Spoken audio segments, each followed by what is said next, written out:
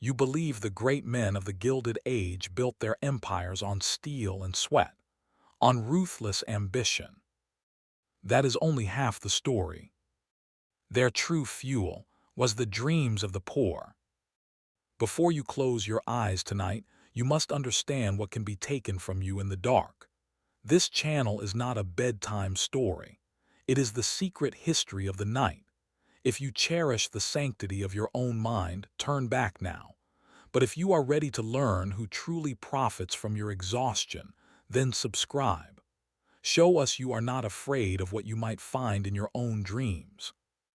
The horror that flourished in the gaslit mansions and silent tenements was not a crime of violence. It was a transaction of the soul. A new, silent, and terrible commerce, disguised as a luxury service for the titans of industry. Our story begins in the city of Ethelberg, 1893, a city of impossible wealth and abject poverty, the two joined by a single shared affliction, exhaustion. The rich were exhausted from their endless ambition. The poor were exhausted from their endless labor. For the rich, a solution was offered, a secret society known only as the Somnus Guild. They did not promise to help you sleep. They promised you a world where you would no longer need to. For a staggering price, they would grant you the ultimate luxury, the stolen dreams, the harvested rest, the pilfered creativity of the city's forgotten masses. You would not just be rested, you would be infused. The high priest of this new commerce was a man named Julian Blackwood. He was not a doctor or a scientist. He was a philosopher of ambition, a man of impossible, radiant energy. He moved through the highest circles of Ethelberg society like a living flame. His eyes, a brilliant, piercing blue, seemed to never blink, and he possessed a charisma so intense it was almost a physical force. He was the guild's public face, the one who would sit with a titan of industry in a quiet, leather-bound room and whisper the forbidden promise. You have conquered the world, but you have not conquered the night. Sleep is the last great inefficiency. Allow us to edit it for you. The engine of the guild was a man who lived in the shadows. Dr. Alastair Finch was a disgraced neurologist, a whisper in the back alleys of medical science. He was a gaunt, stooped figure who smelled of ozone and opiates, his hands trembling with a perpetual nervous energy. Where Blackwood was a philosopher, Finch was a plumber of the soul. He was the one who designed the machines, who mixed the chemicals, who understood the terrible, delicate mechanics of extracting a dream from a sleeping mind. The guild's public headquarters was the Morphean Club, an exclusive gentlemen's club in the city's most opulent district. It was a sanctuary of dark wood, aged leather, and profound, expensive silence. This was where the city's most powerful men came to make their transactions, but the club's true work was conducted in its hidden levels. The infusion rooms were in the sub-basement. Each was a luxurious, soundproofed suite containing a single, ornate bed. But beside each bed stood a complex apparatus of brass and glass, a machine that hummed with a low, resonant energy. A beautiful, silver filigreed helmet was attached to it by a series of silk-wrapped tubes. Here, a client would lie down, the helmet would be lowered, and the stolen essence would be administered. The source of that essence was on the other side of the city, in a place disguised as the guild's greatest act of charity, the Morphean Rest House. It was a massive, windowless brick building in the heart of the city's most destitute slum, offering a free, clean bed to any man, woman, or child exhausted by a life of labor. Hundreds of the city's poor flocked to it every night, believing it to be a miracle of benevolence. They slept in vast, silent dormitories in rows of simple, identical cots. They noticed the air was always thick with a sweet, calming scent, like poppy and chamomile, which lulled them into a deep, heavy, and immediate sleep. They never saw the fine, almost invisible copper mesh that lined the ceilings above their heads. They never knew that each cot was a node in a vast, interconnected machine. Finch called them his dream catchers. The copper mesh would resonate with the collective bioelectric energy of the dreaming minds below. The sweet gas would amplify and channel it. And the raw, psychic material of their rest, their creativity, their dreams, would be drawn up, filtered, and piped through a series of shielded conduits that ran beneath the city, directly to the infusion rooms of the Morphean Club. The first to see the consequences of this silent harvest was Dr. Elias Vance, a young physician who ran a free clinic in the slums. He began to see a new and terrifying sickness. He called it dreamless fatigue. Patients would come to him complaining of a weariness so profound it was like a weight on their soul. They slept for 10, 12 hours a night but awoke feeling as if they had been running a marathon. Their hands, once nimble, became clumsy. An artisan would lose his skill, a poet would lose his words. And they all shared the same two horrifying physical symptoms: a fine silvery powder that would appear on their pillows in the morning, like shed dust from their own minds, and their hair, no matter their age, would begin to turn a brittle, lifeless white. He was documenting this strange spiritual anemia when a young artist, a man whose vibrant, chaotic paintings had once been the talk of the bohemian world, stumbled into his clinic. The artist was now a hollowed-out shell, his hands shaking, his eyes vacant. "I can't see the colors anymore, doctor," he whispered, his voice a dry rasp. "I sleep, but I don't dream, and when I wake I am empty." He told Vance he had been sleeping at the Morphean Rest House for 2 months, grateful for the free bed. Vance felt a chill that had nothing to do with the winter air. He had heard of the rest house, a miracle of charity, but he now had a dozen patients with the same impossible symptoms, all of whom slept there. He made a note in his journal, his scientific mind trying to grasp a horror that defied all known medicine. November 5, 1893. The pattern is undeniable. The Morphean Rest House is the epicenter of this plague of emptiness. It is a place of rest that offers none. My patients describe their sleep as a black void. They are not just tired, they are being drained, scoured. It is as if their very dreams, the wellspring of their life, are being siphoned off in the night, leaving behind nothing but a dry, exhausted husk. But by whom? And for what terrible purpose? The commerce in dreams was a roaring success. Julian Blackwood's clients were the kings of Ethelberg. A steel magnate, exhausted by a 60-hour workweek, would spend a single night in an infusion room and emerge the next morning with the raw, physical vitality of a dozen rested longshoremen. An aging banker, his mind dulled by years of calculation, would receive an infusion of creative essence, harvested from a dormitory of sleeping artists and poets, and the next day would conceive of a brilliant, predatory financial strategy that would ruin his rivals. The clients did not receive specific memories, they received the raw fuel. They felt a surge of energy, a clarity of thought, a creative fire that was not their own. Blackwood called it vicarious living. His clients were not just conquering the world, they were consuming the souls of the people they were conquering. The cost of this vitality was paid in the slums. Dr. Vance's clinic was now overflowing with the dreamless, the hollowed-out men and women whose inner light was dimming. He watched as his community, once poor but vibrant, became a neighborhood of listless, gray ghosts. The silvery powder on their pillows, he theorized, was a literal residue of their exhausted minds, a psychic dander. The whitening of their hair was a physical manifestation of their life force being bleached away. He needed to get inside the rest house. His chance came in the form of a young, terrified nurse named Clara. She had taken a job at the rest house, believing in its charitable mission. But she was being driven mad by the silence, by the sweet, cloying smell in the air, and by the strange, humming sound she could hear coming from the sealed-off basement levels. She had seen Dr. Finch, a man who looked like a ghoul, moving through the halls at night, checking gauges on the walls that had no place in a dormitory. She had seen him collect the strange, silvery dust from the pillows with a velvet brush, placing it in a sealed vial as if it were a precious spice. She sought out Dr. Vance, the only person in the city who seemed to see the sickness. She told him everything. "They are not just sleeping, doctor," she whispered, her hands trembling. "They are connected to something. I can feel it.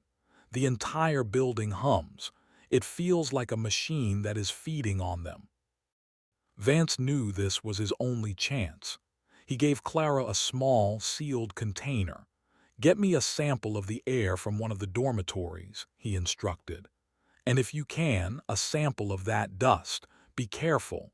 These men are not just philanthropists. They are something else entirely." Clara, her courage bolstered by Vance's validation, succeeded. She managed to capture a sample of the gas that was piped into the dormitories at night, and she collected a small quantity of the silvery psychic dust. Back in his lab, Vance's analysis revealed a terrifying science. The gas was a complex psychoactive compound, a mixture of a powerful sedative and a substance he had never seen before, a chemical that seemed to dramatically increase the electrical conductivity of the brain's neural pathways. It was a chemical designed to make the mind a more efficient conductor of its own energy. The dust under his microscope was the true horror. It was hot dust. It was a crystalline substance, each microscopic flake possessing a complex, almost organic fractal structure. When he applied a small electrical current to it, it did something impossible. It emitted a faint, multicolored light, and Vance, staring through the eyepiece, was hit with a disorienting flash of a dream fragment, the image of a ship on a stormy sea, the feeling of cold spray on his face. He pulled back, his heart pounding. The dust was a physical, crystalline residue of a dream. It was a memory, condensed into matter. He now understood the transaction with perfect, horrifying clarity. The rest house was a refinery. It was rendering human souls down to their most valuable, extractable components. This is the turning point. The moment the full, monstrous scope of the science is revealed, this is not just theft. This is psychic cannibalism on an industrial scale. If you are still with us, if you understand the gravity of what has been uncovered, then make your presence known. This is a story for those who know that the greatest fortunes are built on unseen costs. Hit the like button. Subscribe. The Guild's secrets are about to be brought into the light. Vance knew he was no longer fighting a sickness. He was fighting a secret, parasitic economy. He had to show the world the true cost of the Morphean Club's miracles. He needed to get inside the club itself, to see the other half of the transaction. He needed to find a client. He found one in a broken man named Lord Harrington, an old aristocrat whose family fortune was dwindling. Harrington had been a client of the Guild, but had been bankrupted by the exorbitant fees. He was now suffering from what Blackwood called infusion sickness, a terrible reverse withdrawal. Having grown accustomed to the potent, stolen energy, his own natural vitality had atrophied.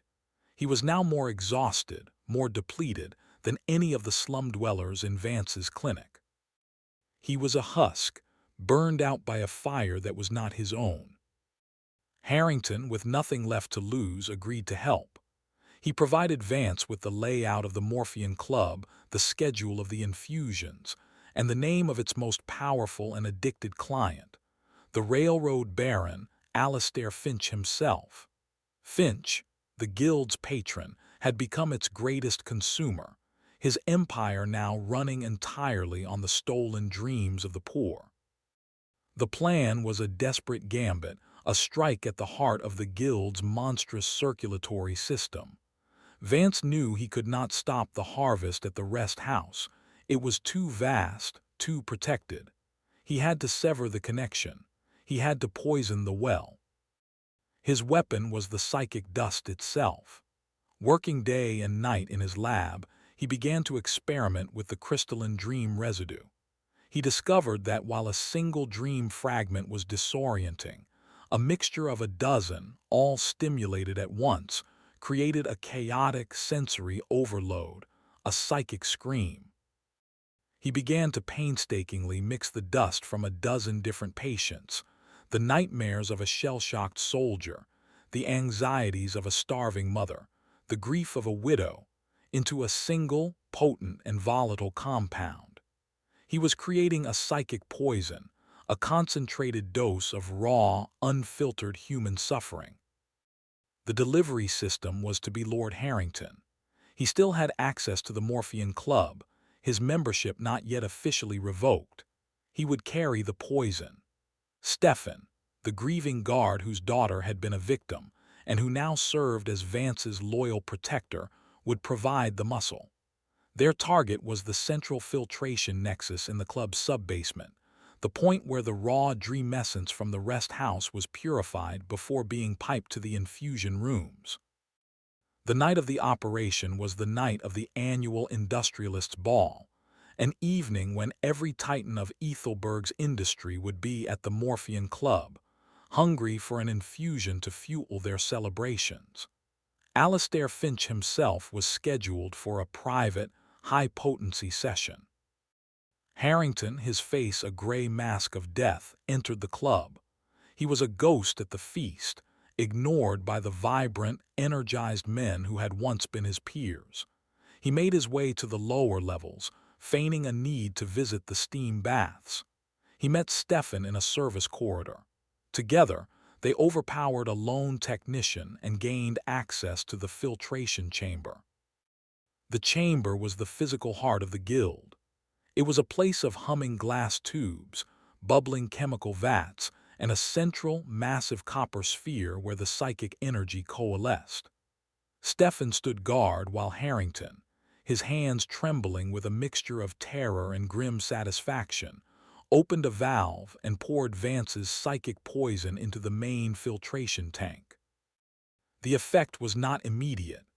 The clear, shimmering liquid in the tank began to darken to royal, to turn the color of a bruised thundercloud. A low, guttural moan began to emanate from the central sphere, the sound of 1,000 nightmares waking at once. Upstairs, in Infusion Room 1, Alistair Finch lay on the velvet bed, the silver filigreed helmet humming softly over his head. The infusion began, but what flowed into his mind was not the pure, clean fuel of stolen vitality. It was Vance's poison, a raw, undiluted torrent of the city's secret pain. Finch did not just feel tired. He was suddenly consumed by the crushing despair of 100 starving families. He did not just have a creative block. He was plunged into the screaming, shell-shocked nightmares of a forgotten war veteran. He felt the grief of every widow, the fear of every orphan, the quiet, bone-deep ache of every overworked laborer in the city. The full, monstrous cost of his ambition was injected directly into his soul. He began to scream, a raw animal sound of a mind being torn apart from the inside. His scream was a psychic shockwave that traveled back through the system. In the other infusion rooms, the other industrialists, receiving their own diluted doses of the poison, were seized by violent fits of terror and paranoia. The Morphean Club, the sanctuary of the powerful, became a madhouse. But the most devastating effect was at the source. The psychic scream traveled back under the city to the Morphean Rest House. The copper mesh in the ceilings, designed to gently draw out dreams, now broadcasted the concentrated nightmare of Alistair Finch back down onto the 2,000 sleeping souls in the dormitories. They were not just having their own dreams stolen. They were now being force-fed the psychic agony of their oppressor. The rest house, the place of false peace, became a cavern of a single, shared, and unending nightmare. The night the Morphean Club fell became a legend in Ethelberg, a ghost story whispered in hushed tones. The official report spoke of a mass hysterical episode, a case of industrial madness brought on by the pressures of the modern age. The truth was far too insane to be printed. Alastair Finch, the railroad baron, was found in his infusion room, a catatonic, drooling wreck. His mind, force-fed the raw, unfiltered suffering of the city he had built his empire on, was permanently shattered. He spent the rest of his days in a private asylum, a monument to the true cost of his ambition. The other industrialists, less directly exposed to the psychic poison, were merely broken. They were left with a permanent, unshakable psychic stain, a low-grade terror, and a creeping paranoia that dismantled their empires more effectively than any financial crash. The Somnus Guild's client list became a roster of the damned. Julian Blackwood vanished. In the chaos of that night, he simply walked away from the ruins of his enterprise, a phantom returning to the shadows. Dr. Alastair Finch, the Guild's dark engineer, was found dead in his laboratory, a self-administered overdose of his own sleeping gas, a final, merciful escape from the nightmares he had helped to create. The Morphean Club was shuttered. The rest house was condemned and torn down, its charitable mission declared a catastrophic failure. The city, in its desire to forget, erased the physical evidence of the Guild's existence. But the victims were not healed. The dreamless in the slums did not suddenly recover their stolen vitality. They remained a community of ghosts, their inner wells poisoned and dry. The sleepers in the rest house on that final night were the most tragic casualties. They woke from their shared nightmare not just hollowed out, but scarred, forever haunted by a psychic trauma that was not their own. Dr. Vance and Clara, the nurse, continued their work, tending to the spiritual wounds of a city that refused to acknowledge their cause. They were heroes of a war that was never officially declared, their victory a silent, bitter one. Lord Harrington, his part played, faded into the obscurity of his own exhaustion and died a few months later, a forgotten man. The science, however, did not die. Vance, in his desperation, had saved Alastair Finch's research notes from the abandoned laboratory. He had to understand the enemy. In the margins of Finch's cold, clinical formulas, Vance discovered the true, terrible potential of the technology. Finch had been on the verge of a breakthrough. He had theorized that if he could refine the process, he wouldn't need to just harvest raw, chaotic dreams. He could learn to implant them. He could create a docile, productive workforce not by draining them, but by giving them beautiful, placid, and utterly artificial dreams of contentment and purpose. It was a vision of a new kind of slavery, a slavery of the soul, where the chains were forged from beautiful lies. The notes were a cursed inheritance. Vance, horrified by their implications, sealed them away, a secret he would carry to his grave. But the knowledge was now in the world. The understanding that the human dreamscape was not a sacred, private space, but a new, untapped continent, ripe for colonization. The Somnus Guild was merely the first, clumsy expedition. The next would be far more subtle and infinitely more successful. The Somnus Guild was not a criminal conspiracy. It was a business model, a perfect, closed-loop economy where the psychic exhaustion of the poor was converted into the psychic energy of the rich.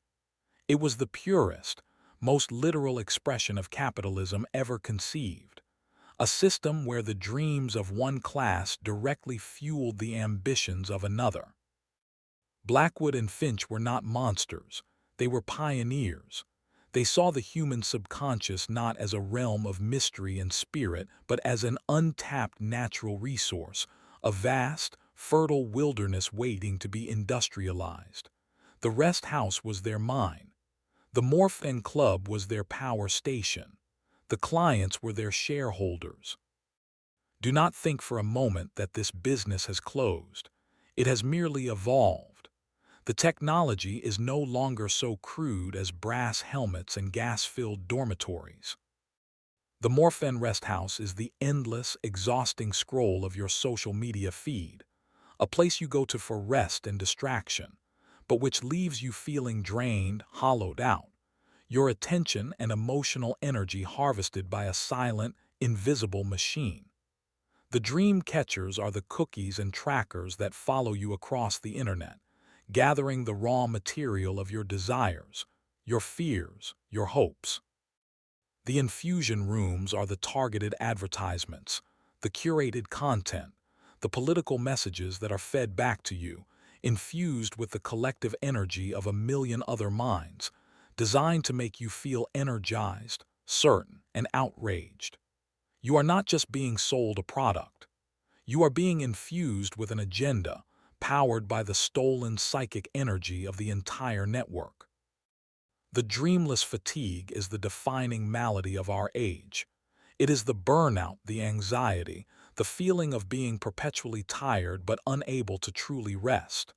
You sleep, but your mind is not your own.